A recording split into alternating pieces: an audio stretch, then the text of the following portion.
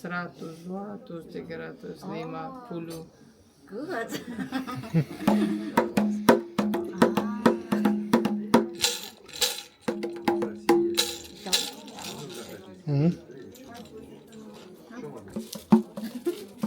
Ok. Utilizei esse ano da Indonésia. Sudah vision di situ sama. Wah, sudah sampai. Dasvidanya. Assalamualaikum warahmatullahi wabarakatuh teman-teman. Halo, selamat datang kembali di vlog aku tentang Uzbekistan. Dan buat kalian yang baru pertama kali mampir, halo, silahkan duduk, jangan malu-malu. Kita jalan-jalan bareng ya hari ini. Di video kali ini aku mau ajak kalian menjelajahi kota yang cantik banget dan penuh sejarah, yaitu Samarkand. Kota yang bikin kita berasa masuk dunia 1000 malam.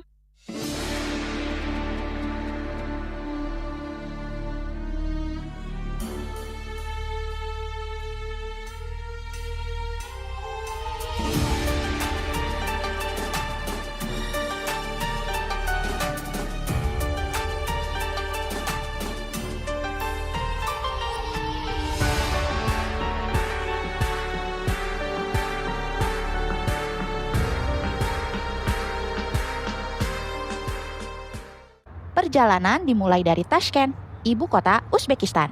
Dan kami naik kereta malam supaya vibes petualangannya lebih dapat. Oke, langsung aja kita mulai. Aku sekarang udah ada di stasiun kereta api selatan Tashkent. Namanya Temiryol Kassalari. Artinya kantor layanan tiket kereta api. Perjalanan ke Samarkand pakai kereta itu sekitar 4 jam. Jadi ya sebelum naik kereta, kita harus siapkan hal yang paling penting dalam hidup, yaitu perut. Hehehe. Nah, karena kereta berangkatnya masih 2 jam lagi, aku sama Paksu langsung cari makan. Kata orang tua mah, jangan bepergian dalam keadaan perut kosong. Nanti masuk angin. Ya udahlah ya, kami manut aja.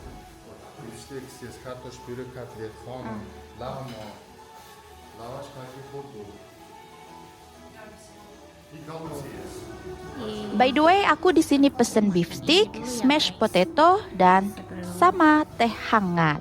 Mantap kan? Biar badan hangat dan juga mood stabil. Oke, setelah perut kenyang dan hati senang, kami masuk ke stasiun dan nunggu kereta kami datang. Dan nggak lama, datanglah kenyataan yang nanti aku ceritain deh. Ini sebenarnya kayak pengalaman gak menyenangkan gitu.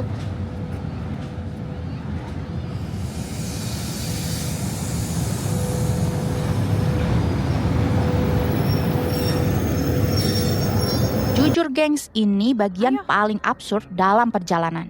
Pas nunjukin tiket ke salah satu staf di situ, staf kereta bilang kalau gerbong tempat kami duduk sumpek dan juga penuh. Jadi katanya sih kita bakal gak nyaman. Menurut aku, kalau dibandingkan dengan kereta ekonomi di Indonesia tuh, ya emang sih masih lebih nyaman kereta ekonomi di Indonesia ya. Walaupun sandarannya itu tegak lurus, tapi tetap mending lah ya. Lanjut. Nah, stafnya itu kemudian nawarin tempat duduk yang lebih private, semacam upgrade ke kelas 1, dan meminta kita untuk tambahan 500.000. Dan ternyata itu adalah kursi staf. Bahasa kasarnya mah mereka mau jual kursi mereka sendiri. Nah, masalahnya nggak selesai sampai di situ. Setelah kami bayar, nggak lama staf yang sama balik lagi sambil bilang, tambahan 200.000 lagi ya, itu harga per orang. Wih, ini mah bukan upgrade. Ini sidang harga namanya. Dari awal udah jelas 500.000 untuk 2 orang. Dan tiba-tiba mau ubah aturan main di tengah jalan. Aku sampai bengong, ini kereta atau arena tawar-menawar Tanah Abang sih? Akhirnya dengan perdebatan kecil, staf itu pergi dan tampak kayak kesel gitu. Mungkin misinya nggak berhasil gengs. Alasannya ngaco banget sih dan nggak masuk akal. Karena dari sini makin kelihatan kalau mereka cuma mau naikin harga seenaknya. So, jadi buat kalian nih yang mau naik kereta ke Samarkand, kalau tiba-tiba ada staf nawarin upgrade dengan harga aneh-aneh, cukup bilang aja, saya tetap di ekonomi. Saya kuat dan itu pasti aman. Aku mau ke toilet ya, mau coba ke toilet. Oke. Kita ngelewatin lorong-lorong. Ya, orang-orang lagi pada tidur.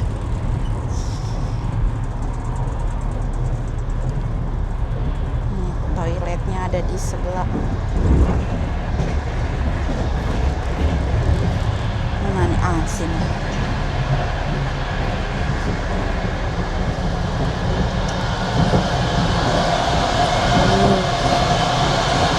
Dingin guys di sini.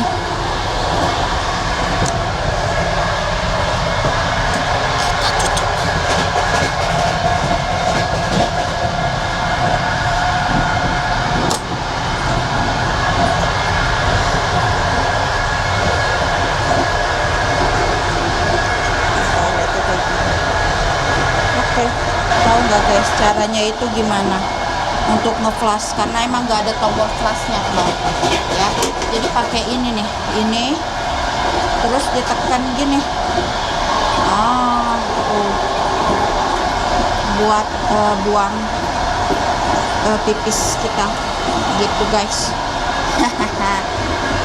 Oke deh, sudah selesai kita di kamar mandi. Yuk kita buka ke sini.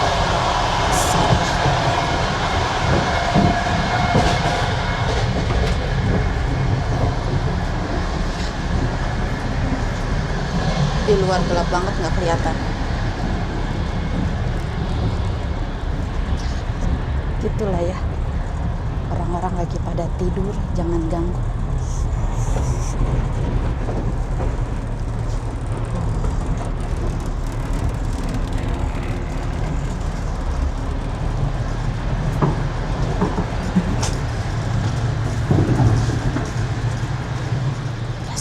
Udah sampai di kabin kita. Aduh. Iya.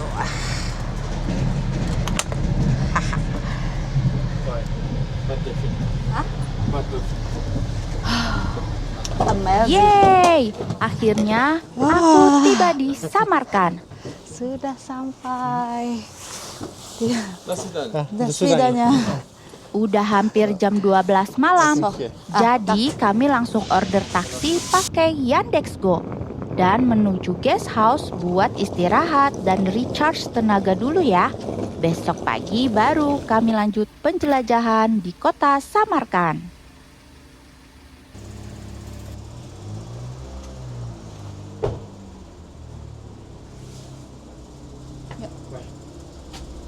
Oke, he open. Assalamualaikum.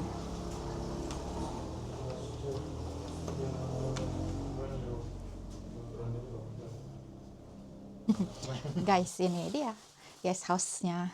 Kita tidur semalam doang hari ini. Ntar besok siang udah check out. Siang ini deh. Ini udah hari ini udah 00, udah jam 1. Kita tidur dulu karena besok mungkin sekitar habis jam 12 atau pokoknya agak pagi sih, sekitar jam 11 mungkin, nggak tahu lah ya. Tapi intinya nanti kita berangkat gitu ke pusat kotanya Samarkand. Oke, jadi kita mau tidur dulu dan besok kita lanjut lagi perjalanan ke kota atau center Samarkand. Oke. Bobo dulu. Terus pagarnya ketutup. Selamat pagi kakak netizen, selamat pagi dunia. Setelah siap-siap, kami langsung tinggalkan guest house dan mulai petualangan di kota Samarkand. Eits, sebelum lanjut perjalanan, jangan lupa isi dulu perut yang udah mulai teriak minta perhatian. Hahaha. Bangunannya. Kalau udah kenyang, baru lanjut jalan.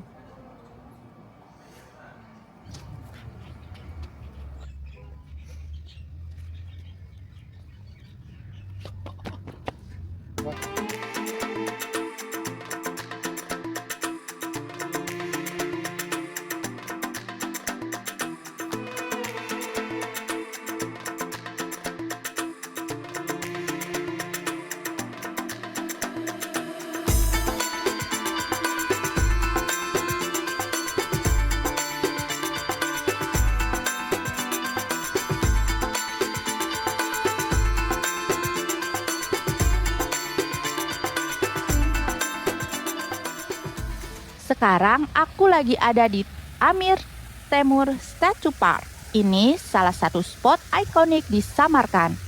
Amir Timur adalah tokoh besar dalam sejarah Uzbekistan, pendiri Kekaisaran Timuriya, dan sosok yang membuat Samarkand jadi pusat budaya dan ilmu pengetahuan pada abad ke-14.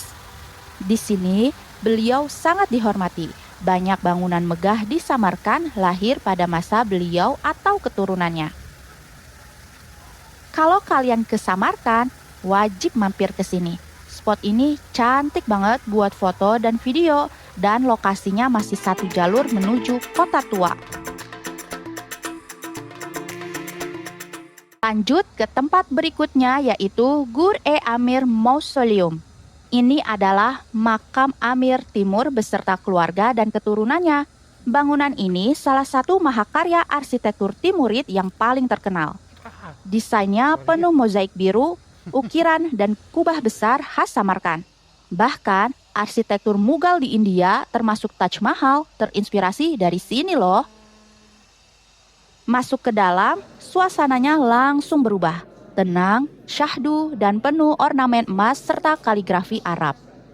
Yang kalian lihat di sini adalah makom atau nisan simbolis. Kuburan aslinya ada di ruang bawah tanah, tempat di bawah makom.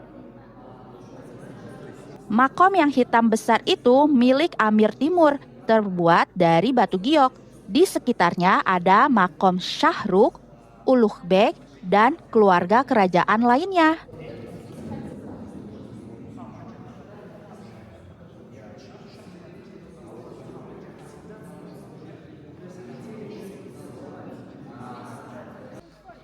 By the way, gengs, di area Gur-e-Amir ini aku sempat masuk ke salah satu bangunan yang ada di samping kompleks utama. Dan ternyata di dalamnya ada ruang bawah tanah kecil. Pas masuk ke dalam, suasananya adem banget dan vibe-nya tuh kayak bener-bener ruang penyimpanan zaman dulu gitu.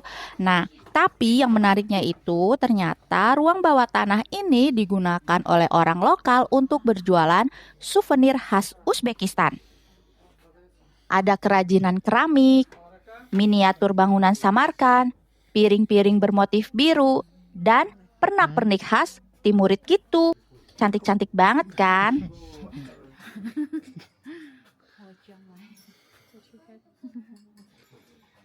И получается, из Индонезии тоже много приезжает? Индонезия, Малайзия, очень много. А, 102, 103, 150.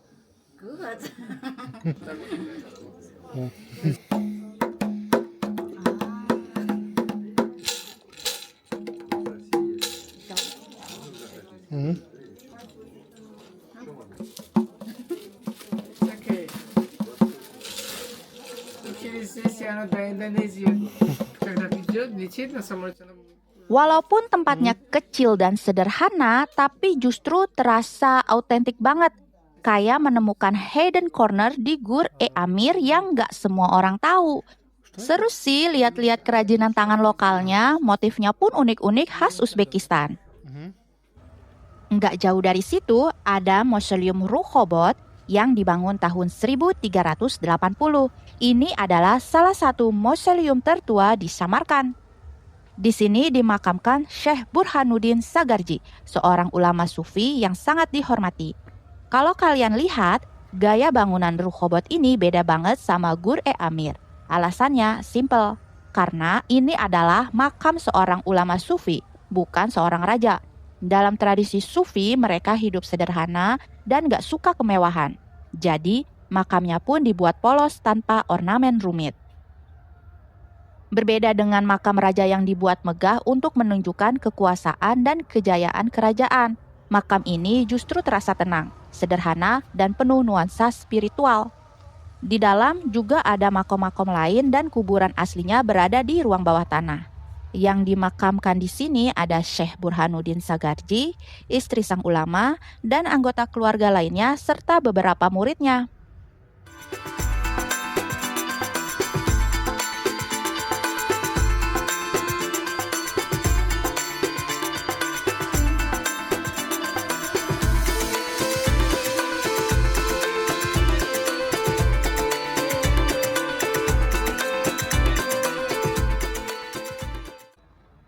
Dan ini dia tempat paling terkenal di Samarkand. Highlight utama yang selalu muncul di Google kalau kalian cari Samarkand, yaitu Registan Square.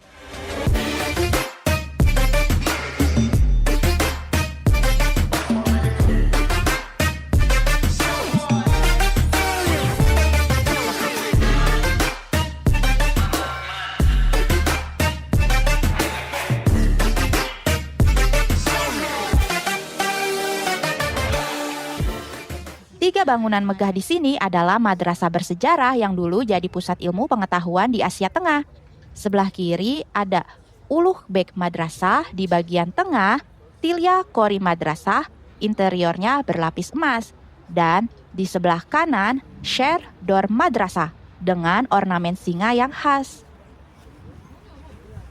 Dulu Registan ini pusat kota, pasar, pengumuman kerajaan, sampai kegiatan belajar. Nah, sekarang jadi spot wajib kalau datang ke Samarkand. Kalau kita masuk ke bagian dalam bangunannya, kalian akan lihat di dalamnya terdapat banyak kamar-kamar kecil. Dulu itu adalah kamar para murid, semacam asrama kecil gitu. Dan kalau kalian lihat, pintu-pintunya itu agak kecil ya. Eits, ini bukan tanpa alasan loh, tapi ini ada filosofinya. Pintu-pintunya memang sengaja dibuat kecil supaya orang masuk harus menunduk. Ini melambangkan kerendahan hati dan rasa hormat sebelum memasuki ruang suci seperti masjid, madrasah, makam, atau makbaro. Nah, begitu ya guys filosofinya.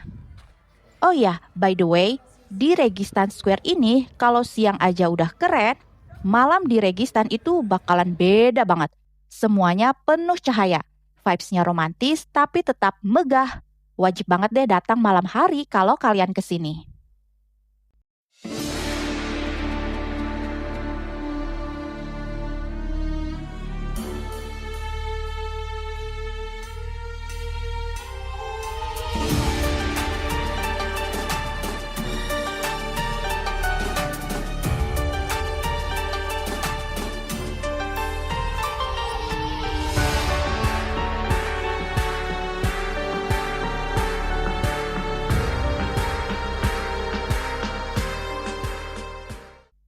Nah guys, jadi itulah perjalanan aku di Samarkand. Mulai dari Amir Temur Statue Park, Gur-e Amir Mausoleum, Rehovot Museum, sampai Registan Square. Perjalanan kami lanjut lagi naik kereta malam dari Samarkand ke Tashkent. Dan besok aku harus kembali ke Rusia.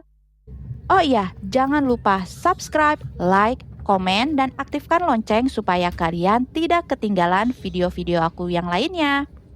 Terima kasih sudah ikut jalan-jalan bareng aku. Semoga video ini menghibur dan bermanfaat. Sampai ketemu di vlog selanjutnya. Wassalamualaikum warahmatullahi wabarakatuh. Bye-bye. Paka-paka.